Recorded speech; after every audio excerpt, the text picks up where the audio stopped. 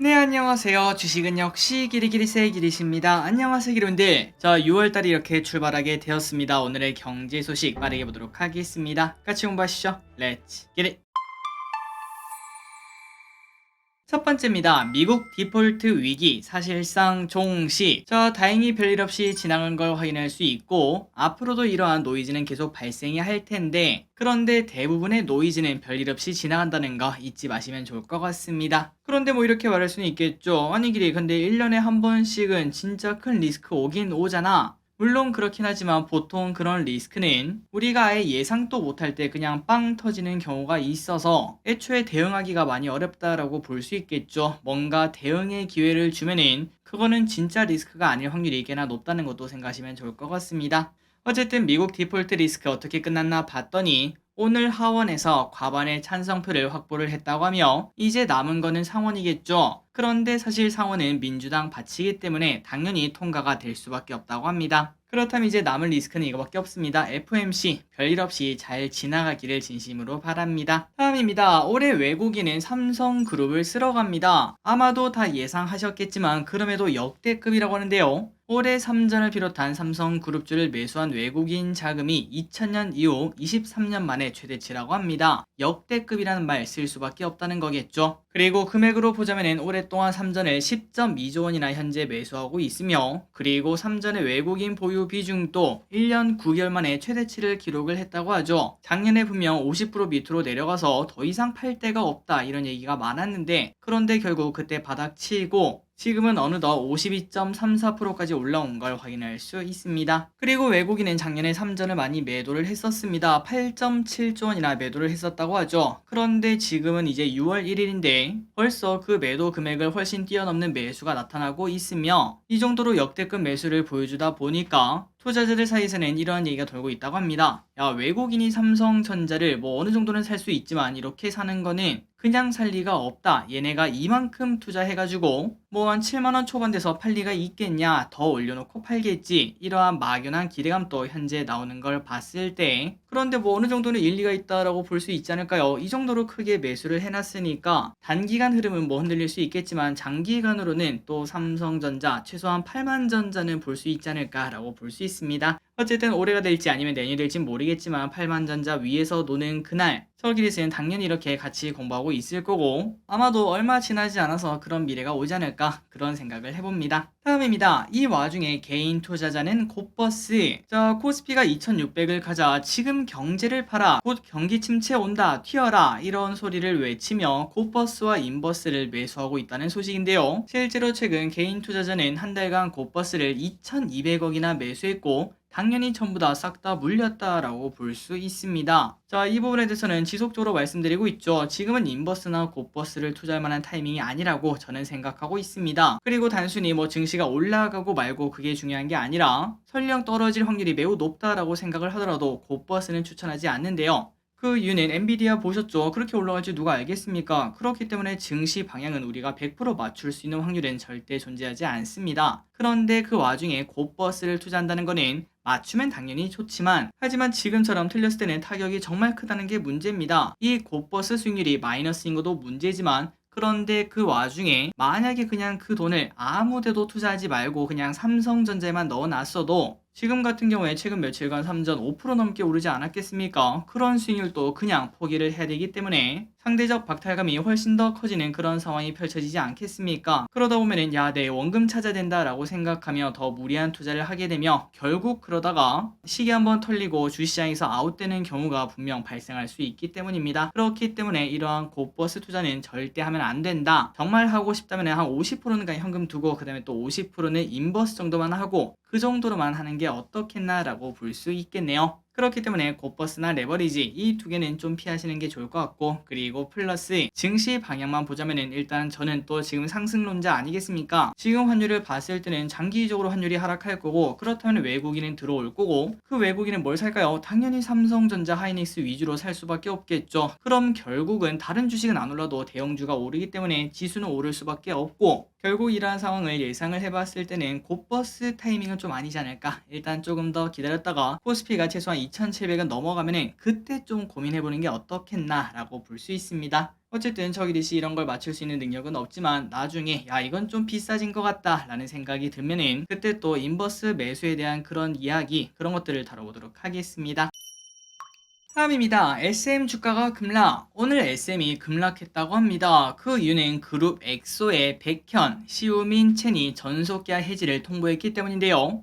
뭐 그럴 수 있는 거 아닌가 싶지만 그런데 이 와중에 계약이 공정하지 못했다고 내용 증명을 보낸 사실이 밝혀졌다고 합니다. 자, 엑소 정말 오래된 그룹이죠. 그러다 보니까 SM과 10년 넘는 장기간의 전속 계약을 체결하면서 활동을 한 바 있는데 그런데 그동안 구체적이고 객관적인 증빙 없이 그냥 주는 대로 돈을 받았다고 합니다. 그래서 여기에 대해서 우리가 어떤 식으로 이런 돈을 받았는지 그것 좀 알려주세요라고 물어봤는데 SM은 여기에 대해서 공개를 안 했다 이렇게 주장을 한다고 하더라고요. 그렇다면 SM 입장은 어떨까요? 일단 SM에서는 외부 세력이 허위의 정보, 잘못된 법적 평가 이런 것들을 위 세 사람한테 제공을 하면서 뭔가 불법적인 행위를 하고 있다 이렇게 말을 하고 있는데 일단 지금 주가는 6.8% 정도 하락하고 있는 걸 확인할 수 있으며 결국은 시간이 지나봐야 누구 말이 맞는지 그거를 밝혀낼 수 있겠죠. 잘잘못이 빠르게 깔끔하게 나왔으면 좋겠습니다. 다음입니다. 전기차 무선 충전기 허가제 폐지. 자, 요즘 전기차 충전소 관련주가 핫한 모습을 나타내네요. 전기차와 전동 킥보드를 위한 무선 충전기를 설치할 때 지금까지는 매번 정부의 허가를 따로따로 받았어야 됐지만 그런데 7월부터는 인증만 하면은 동일한 충전기를 자유롭게 설치할 수 있게 바뀐다고 합니다. 그래서 이러한 조치로 인해 앞으로 무선 충전 사업이 활성화될 것으로 보이며 관련 사업이 빠르게 커질 수 있겠죠. 또한 전기차를 살 때 가장 고민되는 게 가격도 있지만 충전할 데가 없다 이게 중요한데 그러한 불편함이 갈수록 또 사라지겠구나 라는 이야기도 해볼 수 있습니다. 다음입니다. 러시아 없는 종전회담. 뭐야 이거 홍철 없는 홍철팀 아닌가 라는 생각이 들었는데 여튼 우크라와 동맹국들이 종전안을 논의하기 위해 평화 정상회의를 추진을 하고 있다고 합니다. 다만 이 회의에는 러시아는 들어오지 않는다고 하며 그 이유 중 하나는 우크라이나는 영토 문제에 대해서는 절대 타협하지 않기 때문에 러시아를 배제하고 진행을 한다고 하네요. 그리고 시기는 곧이라고 합니다. 오는 7월 11일 이전에 여는 게 목표라고 하며 우크라 종전 기대감이 슬슬 가까워지는지 확인을 해봐야겠죠. 만약 그렇다면 재건 관련주를 슬슬 담을 때가 되었는데 지금 당장 담을지 아니면 나중에 담을지 이 고민도 해봐야 될 것 같습니다. 다음입니다. 어제 중국 지표가 부진했던 거 기억나시죠? 그 결과가 전 세계를 강타하고 있습니다. 어제 중국에서 발표한 제조업 구매관리자 지수가 시장 예상치를 하야며 아시아 증시가 흔들린 바 있었는데 그런데 그 데이터가 유가까지 하락하게 만들고 있다고 하네요. 자, 어제 WTI는 2% 내외 하락하는 모습을 나타냈으며 이틀 연속으로 현재 하락하고 있는데 무려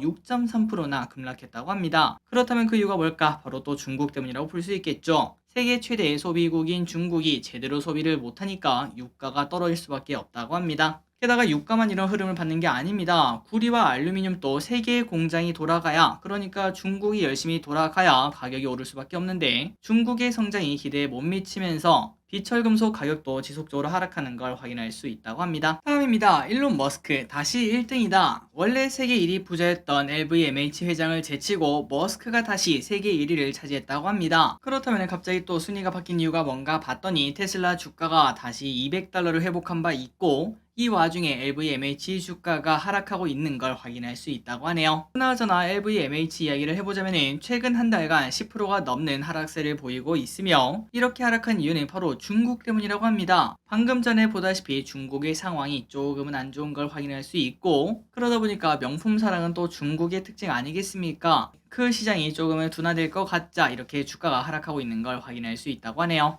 그런데 그 반면 테슬라는 중국과 또 최근 으쌰으쌰하지 않았겠습니까? 그 머스크를 믿고 다시 또 주가가 상승하는 모습을 나타내고 있다고 합니다. 다음입니다. 김정은이 쏘아올린 불발탄. 자, 이틀 전인가요? 북한에서 미사일 하나가 쭉 날아와서 그냥 바다에 꼴이 난 걸 확인할 수 있었습니다. 그렇다면 이 미사일 하나의 가치가 어느 정도 될까 한번 고민을 해봤는데 북한에서 만든 거라 정확한 추산은 어렵지만 한국에서 이번에 누리호를 발사하지 않았겠습니까? 이번 누리호 공식 예산이 2조 원, 그리고 오는 11월에 정찰 위성을 쏠 건데 그거는 1.2조 원이 들어간다고 하니까 합쳐서 3조 정도의 금액이 되는 걸 확인할 수 있죠. 그렇다면 북한도 이렇게 우주에 쏘아 올리는 그런 것들을 발사할 때 비슷한 금액이 든다고 볼 수 있는데, 만약 북한이 그 돈으로 다른 걸 했다면 뭘 할 수 있나 봤더니, 참고로 매년 북한은 80만 톤 정도의 식량이 부족하다고 합니다. 그러니까 인민들이 굶고 있다는 소리인데, 만약 이 80만 톤 있죠, 이거를 해외에서 사온다면 1년에 3,600억 정도면 해결할 수 있다고 합니다. 하지만 방금 전에 봤다시피 우주 미사일 가치를 보면은 한 3조 정도 된다고 하니까, 야, 이거만 해도 한 8년에서 10년 정도 인민들이 굶지 않을 그 정도 돈을 그냥 바다에다가 처박아 버린 걸 확인할 수 있죠. 그래서 이런 걸 봤을 때는 물론 북한도 뭐 원하는 바가 있겠지만 정상적인 국가가 아니겠구나라는 이야기를 충분히 해볼 수 있겠네요. 다음입니다. 재벌집 막내 아들 시즌2가 나올 수 있다고 합니다. 자, 이야기를 듣자마자 야, 대박 진짜 라고 소리쳤는데요. 시청률 26%를 기록했던, 하지만 마지막 회가 진짜 똥 그 자체였던 재벌집 막내 아들 2가 이번에 제작될 수 있다고 하네요. 자, 그렇다면 이번 이야기는 그 송중기가 또 나오나 봤는데 그건 아니고 진양철 회장의 과거를 다루는 프리퀄이 논의가 되고 있다고 합니다. 아, 이거 진짜 너무 기대가 되지 않나요? 어쨌든 배우는 당연히 이성민 배우를 섭외하려고 하고 있으며, 다른 주연급 배우도 물색을 하고 있다고 하네요. 또한 이것도 중요하겠죠. 과거 연출 감독이나 시나리오 작가는 당연히 교체가 된다고 하며, 개인적으로 진짜 좋아했는데 이번에 2 진짜 잘 나왔으면 좋겠습니다. 숨 참고 기다리도록 할게요. 아, 그리고 참고로 재벌집 막내 아들은 레몽레인이라는 기업이 만든 바 있습니다.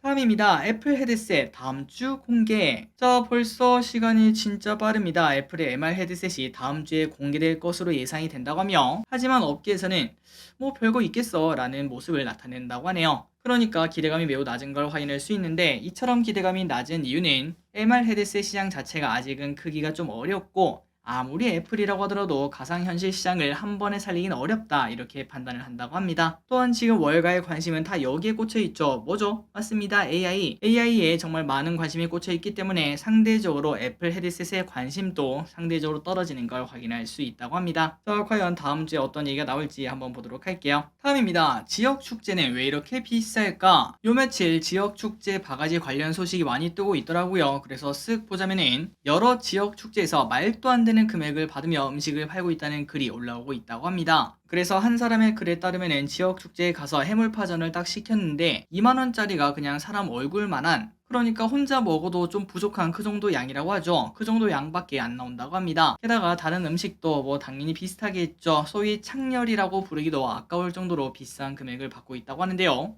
그런데 이렇게 지역 축제만 가면 음식이 비싼 이유가 있다고 합니다. 물론 관광지다 보니까 그런 경우도 있는데 자릿세가 좀 비싸다고 해요. 그러다 보니까 보통의 음식점은 거기에 들어가기 좀 어렵고, 오히려 전국을 돌아다니면서 지역 축제에만 들어가서 그렇게 파는 전문 음식점이 있다고 합니다. 그런 음식점에 이렇게 물을 흐려놓은 거 아니냐 이런 얘기도 있더라고요. 어쨌든 이 진위 여부는 제가 정확히는 알 수 없으나, 혹시나 이쪽에 관련되어서 정확히 알고 계시다면 댓글에 남겨주시면 감사하겠습니다. 어쨌든 지역 축제 많이 비싸다고 합니다. 다음입니다. 이제 곧 어려집니다. 오는 28일부터 어려지는 거 알고 계시죠? 만 나이로 통일하는 제도가 드디어 시작하게 됩니다. 그렇다면 어떻게 계산해야 될지 딱 정리를 해보자면은, 올해 생일이 지났다. 그렇다면 현재 연도에서 태어난 연도를 빼면 딱 그 나이라고 합니다. 그리고 아직까지 생일이 지나지 않았다면은 현재 연도에서 태어난 연도를 빼고 마이너스 한 살 더 빼면은 그게 바로 우리의 만 나이라고 하니까 참고하시면 될 것 같습니다. 그렇다면 저 그리스의 나이는 몇 살일까? 지금은 2023년이죠. 그리고 저는 1990년생, 이거를 빼면은 33이 되고, 그리고 생일은 5월이라서 지났기 때문에 코로 저는 오는 28일부터 33살이 된다고 합니다. 다음입니다. 네이버 웹툰 AI 그림 금지. 최근 들어 AI 기술이 발전하면서 누구나 쉽게 그림을 그릴 수 있게 되었습니다. 그런데 여기서 많은 사람들의 고민은 바로 이거였죠. 아니 근데 그 AI로 하는 거 있잖아. 웹툰 작가나 미술 작가가 AI 그림을 그려도 되나? 물론 가능하다는 사람이 많았습니다. 어차피 나중에는 변호사도 AI랑 같이 일할 거고 다른 직업도 마찬가지인데 작가도 뭐 당연히 사용할 수 있는 거 아니냐 이렇게 말할 수 있는데, 하지만 여기서 중요한 점이 하나가 있다고 하죠. 그건 바로 저작권.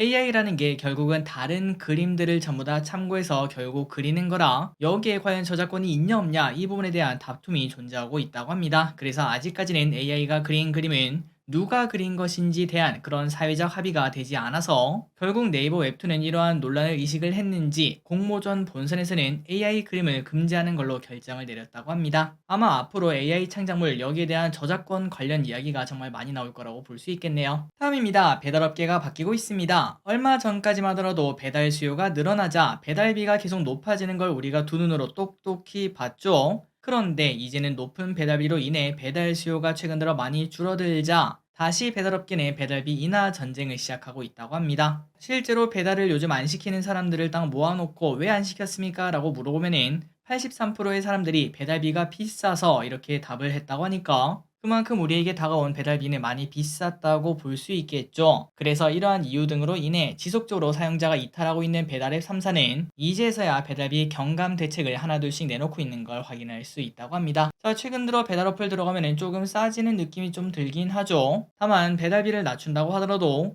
한 번 떠난 소비자들이 다시 또 돌아올지는 조금 더 지켜봐야 될 것 같습니다.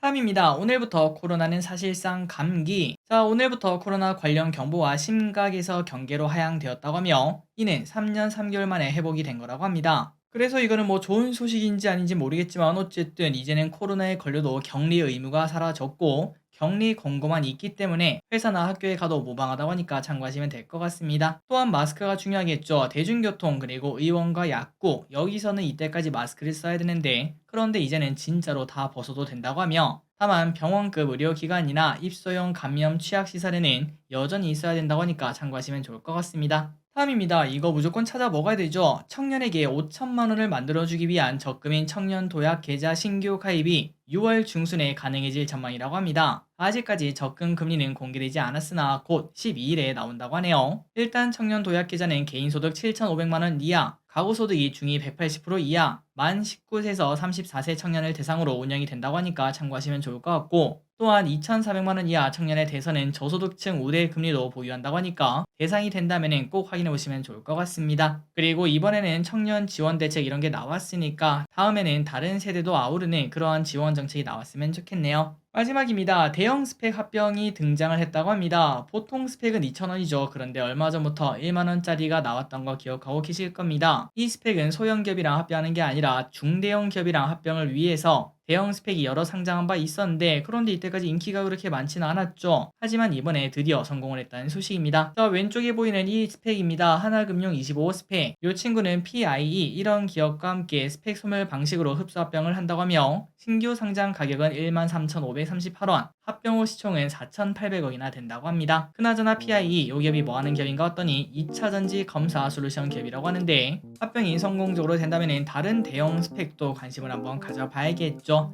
앞으로 이러한 기업이 또 온다고 하니까 참고하시면 좋을 것 같습니다. 자, 오늘의 공부 여기까지 끝났습니다. 항상 이렇게 같이 공부해서 진심으로 감사합니다. 지금까지 길이셨습니다. 빠이요.